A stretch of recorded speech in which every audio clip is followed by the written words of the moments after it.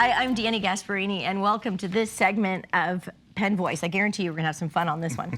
I'm joined by Mike Noce, who is the program coordinator, recreation coordinator for the City of Burlingame Park and Rec Department. So, Mike, thanks for joining me. Yeah, thank you for having me.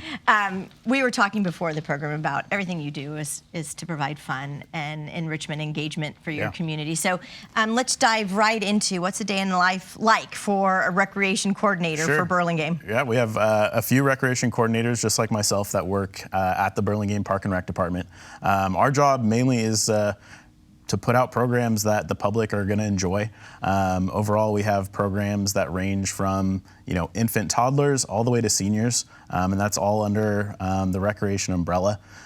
We have fitness classes, we have cooking, we have kids carpentry, we do enrichment classes, we offer sports programs for the local elementary and middle schools, and then our parks department, they basically every tree in Burlingame, and we've been a tree city for 37 years now, and counting. They take care of all of the trees throughout Burlingame that are on public property in our parks. So it's definitely we've got a well-rounded city in Burlingame, and we just love providing community programming. So do you let infiltrators like me who live in Redwood City come and infiltrate your parks and your rec programs? Absolutely. There is a non-resident fee, but it's not. Sounds fair. It's not much more. It's really more of like a resident discount is how we like to look at it, and take care of our folks in Burlingame. But we're a universal center. We're built on building community, right? And that's our job, and that's our goal, right? And I know that a lot of your programs are free to your residents and your community, so it's not that there's always a fee to something. Right, exactly. Yeah. So we've got some senior programs. We've got some movie days. We also have special events like our movies in the park.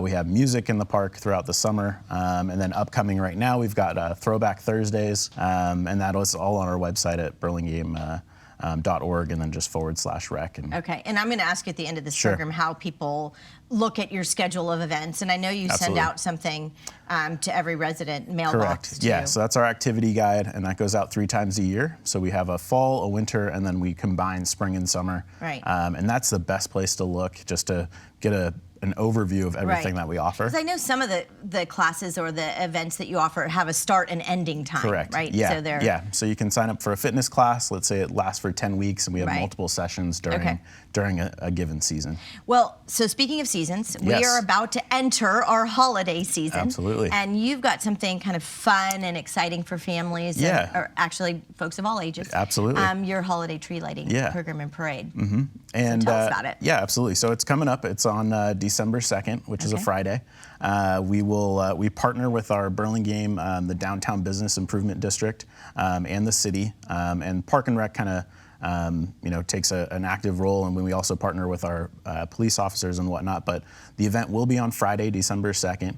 We have a tree lighting, which will be at 5 o'clock outside of Burlingame City Hall, and we light our 60-foot cedar tree and have a nice program, which I'm sure we'll talk a little bit more about. Yeah. And then we also have a parade, which that'll start at 6 o'clock, starts at the corner of El Camino and Burlingame Avenue, travels down the whole length of Burlingame Avenue, and stops right before California. So I know you've done this tree lighting ceremony for quite some number of years. Yes. So you get a lot of people converging on your street. So how do you handle parking and everybody strollering in and walking in?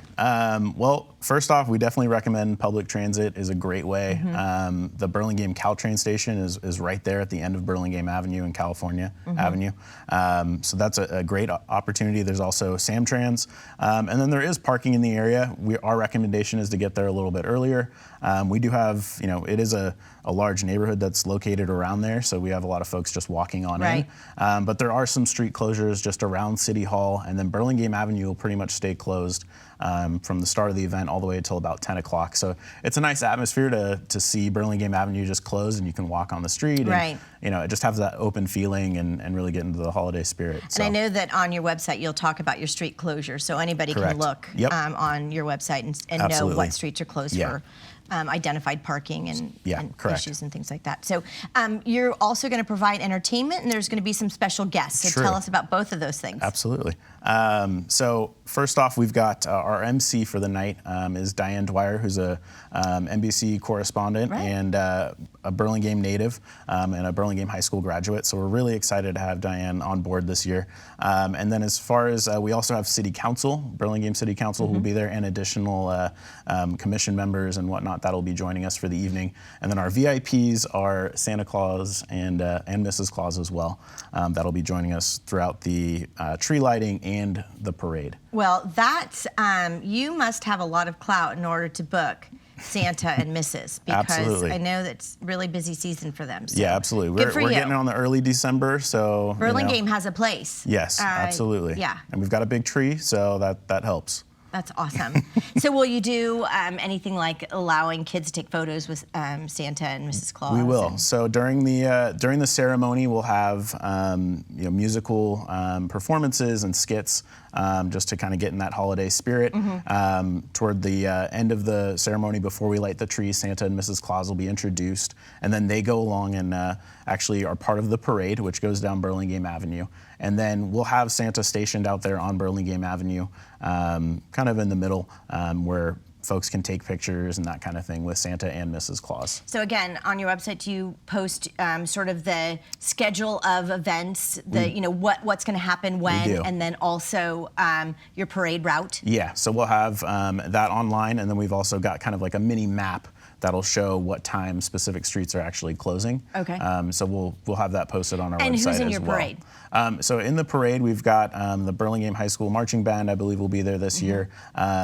Students from Burlingame Intermediate School will be more of our tree lighting performances, and then the high school is more involved with the parade just because of the staging and whatnot. So they'll be involved in that, and then there's also plenty of community members that are also involved, and then Central County Fire will be we'll be bringing Santa Claus down Burlingame Avenue. Oh, so he's traveling on a different red engine. Yeah, so than he'll his either typical red be sled. with the fire trucks, or we'll put him in a very nice Cadillac that some local Burlingame residents Santa's going in style allow in us to Burlingame. use. So either way, Yeah. he's looking good. So what if you're a community-based organization that wanted to participate in the parade? Is that still in time to do so? So most likely for next year. Okay, all 'cause you've this already gets set with set your in parade. schedule pretty early. However, if that is of interest to anyone, they can always contact myself or anyone at Park and Rec, and we can point them in the right direction.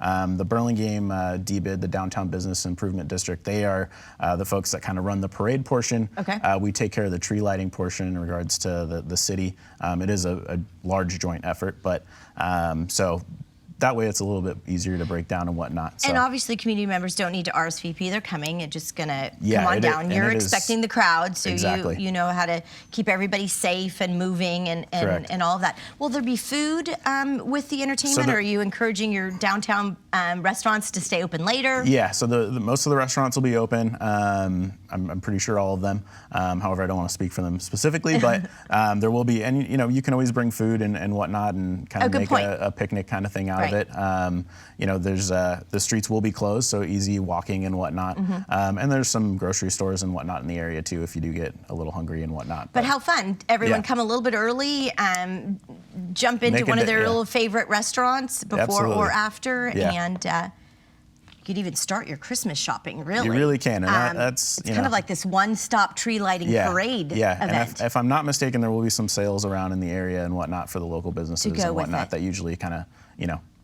being they know the traffic's coming through, there might be some specials out there to entice folks. Right. Well, Mike, I want to thank you so much for Yeah, telling thank us you. all about Burlingame Park and Rec and all the fun that you're having there, and also Absolutely. too giving us the update that Friday, December 2nd, Correct.